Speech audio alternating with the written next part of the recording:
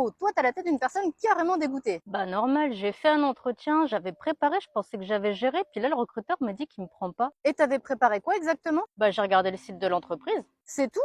Bon, bah t'étonnes pas si t'es pas recruté, parce que clairement, le recruteur, lui, il en attendait plus. Déjà, qu'est-ce qui t'intéresse dans le poste et dans l'entreprise?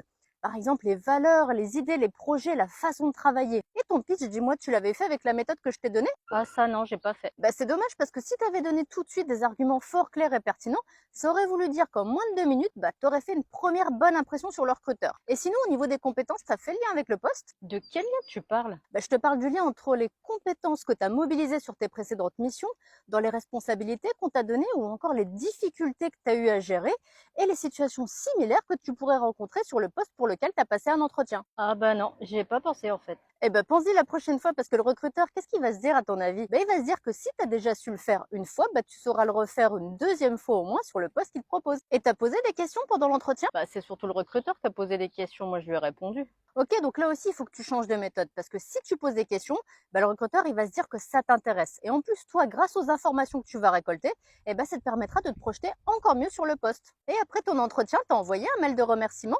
Quoi? Mais je vais pas remercier le recruteur parce qu'il m'a fait passer un entretien quand même. Vois plutôt ça comme une opportunité de te démarquer des autres candidats parce que le mail de remerciement, déjà, ça va te servir à rappeler ta motivation et en plus, ça va te permettre de montrer que tu as bien compris les besoins du poste. Et je vais dire, il y a beaucoup de recruteurs qui apprécient. Bon, et si maintenant tu te demandes comment écrire le mail de remerciement, bah, c'est très simple. Tu vas sur mon profil et tu regardes la vidéo qui explique tout.